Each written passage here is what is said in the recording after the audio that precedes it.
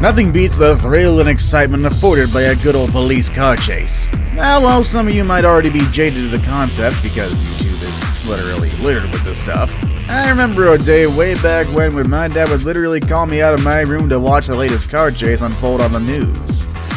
Yes, it's definitely fun for the entire family. So let's now channel our inner Ron Burgundy and watch 10 of the craziest police car chases caught on camera.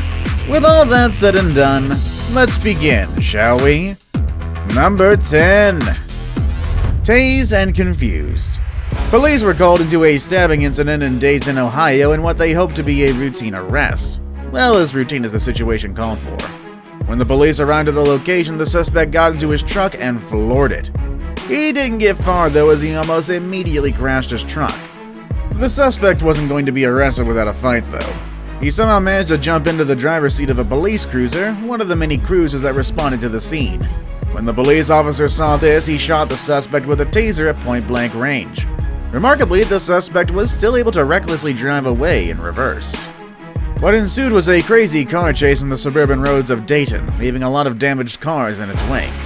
Unfortunately, the crazed suspect crashed into a minivan containing 7 kids, 2 of which suddenly passed away. The horrific chase ended abruptly when the suspect crashed a stolen police car into a pole just outside the Dayton Metro Library. He was promptly arrested, and something tells me that he's going to spend the rest of his life in jail as he deserves. Number 9. Yet another stolen cop car. Criminals are getting bolder and bolder nowadays, and this guy is a primary example of this fact. This guy hijacked not 1, but 2 vehicles. One of them was, as mentioned in the title, a police cruiser. The suspect was involved in an armed robbery earlier in the day and was trying to get away in his white sedan. Unfortunately, he went off-road, which sedans aren't really made for, which basically disabled his car. But before his car died down, he hijacked at gunpoint a passing up pickup truck. He led the police on a merry off-road chase again until he crashed the truck. That's chase over, am I right? Well, wrong. The guy legged it, still trying to evade capture. He ran towards one of the parked cop cars that was previously chasing him and drove off with it. Police were basically unaware of this development. They were so unaware of it that many police cars just kinda drove by him. Good thing a news helicopter was monitoring the entire thing and the cops were notified of the carjacking. More off-road shenanigans ensued until the suspect was cornered by the cops, ending the chase. Number 8. Tires blown, but still flooring it. Just a word of advice, guys. If the cops ask you to stop your vehicle, just please stop your vehicle. They probably just want to either give you a ticket or even just let you off, depending on what you did. Because if you don't, a minor traffic violation may balloon into something much worse. Kinda like this lady here, for instance. All the police did was to ask her to pull over. No crime was committed whatsoever. But for some reason, the lady decided to give the cops a good old merry chase. I do have to applaud the patience the cops showed for this lady, though. There were numerous chances for them to forcibly stop her vehicle, but the worst they did was force her through some road spikes. This then blew out all of her tires. You'd think that would be enough to stop this lady, but again, wrong. The high-speed chase turned into a low-speed one, obviously because her tires were out. Yet despite that, she was still able to escape from a police blockade. The chase only ended when she decided to drive into a shopping outlet where she was finally boxed in, but she still wasn't going to go down without a fight. The officers were forced to pin her down on the pavement before cuffing her. Number 7. Highway shootout. This guy definitely doesn't want to get caught.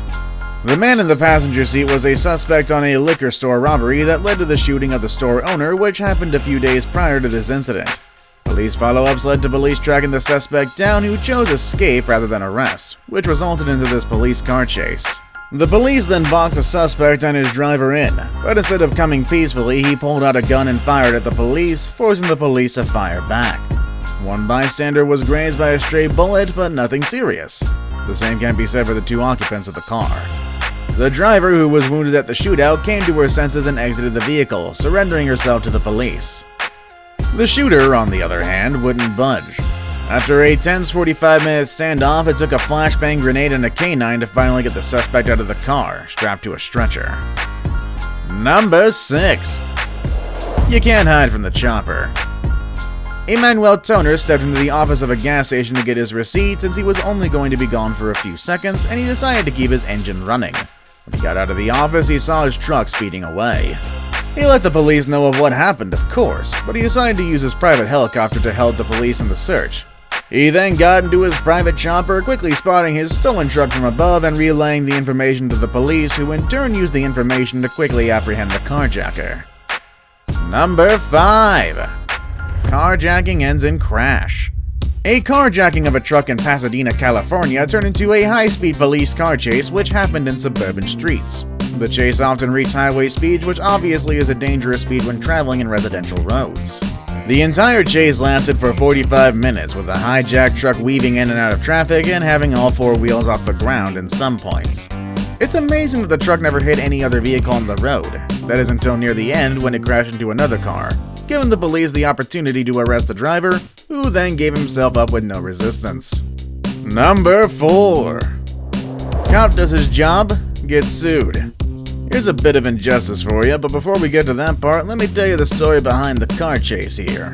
Police tried to intercept a car driven by Aaron Vilbro for speeding, but instead of pulling over, he opted to lead the cops into a wild car chase through the busy streets of Melbourne, Australia. He can be seen weaving in and out of traffic, narrowly missing other cars on the road, running lights, and generally driving so haphazardly that it's kind of amazing he didn't hit any cars along the way. Now, Vilbro had a couple of good reasons why he opted to do a runner. One is that he was just released from prison, and 2, he had drugs in the car. I say good reason, but, well, moving on. Vilbro was being pursued by Sergeant Pickering, and the footage you are seeing was taken from his dash cam, but another police officer was in pursuit as well. That was Constable Brett McCormick, and instead of joining the high-speed pursuit, he wisely waited on the street he knew Vilbro will be driving through, and when he saw Vilbro coming, he rammed his car into the side of Vilbro's car, thus preventing further property damage or even loss of life. But get this, McCormick was actually charged for reckless conduct. Apparently, Melbourne police had no policy regarding ramming cars into pursuit, and McCormick, rightfully so in my opinion, pleaded not guilty. Number 3. A high-stakes game of chicken. This technically isn't a high-speed car chase, but I had to include it anyway, and you'll soon see the reason why. Wyoming Police Sergeant Rob Meredith and Chris DeBuller were called in to apprehend a suspected drunk driver driving his truck the wrong way on US Highway 131. Instead of going on hot pursuit, which most cops would probably do, they opted to get ahead of the driver and block his passage. The cops positioned themselves in the middle of the highway, waiting for the suspect to arrive. They first saw headlights coming towards them at speeds in excess of 80 miles per hour. The cops fully expected the drunk driver to stop when he saw them parked there, but he did not. I'm not sure if the drunk driver did it on purpose or was asleep behind the wheel, but he did ram the cop cruiser head on. If it weren't for the quick thinking of Sergeant DeBuller, who angled the police car at the last second, both cops and the other driver could have been killed. The impact instead broke one of the front wheels of the truck, which ended the entire ordeal. The drunk driver was sentenced to 15 months to 5 years in prison. Now it's time for the day's best pick. In the photo, you'll see a supercar, probably a Lamborghini by the looks of it, ramming a police vehicle. I did my research and I did find similar vehicles that were involved in high-speed police chases, but none of them ever ended in a crash. In fact, most supercar owners opt to pull over when needed rather than driving away. Notice I said most and not all, because there is one supercar owner, fully knowing the capabilities of his car, ran from the police and 2 helicopters, and also may or may not have gotten away with it. Number 2. The one that almost got away. Carjacker and career criminal Mohamed Ahmed Obushileba stole a Dodge Challenger Hellcat and led police on an extremely dangerous freeway car chase on the I-10. He was being pursued by cop cars, but given that he was driving a car with a 707 horsepower engine, he quickly left them behind in the dust. 2 helicopters were also in pursuit, a police chopper and a newscopter. But Obushileba was driving so fast, and take note that both choppers' top speed was 120 miles per hour, and he was still outrunning the choppers as well. The police chopper eventually had to bow out because it was running out of fuel, leaving the news chopper to continue with the pursuit. But he was still able to outrun it, leaving the news crew to rely on zooming in on the car just not to lose sight of him. But this also proved futile, as the Charger was soon too far away for even the camera to follow its movements. He was only caught when he abandoned his car, which probably ran out of gas and was found on the side of the highway and ran into the woods.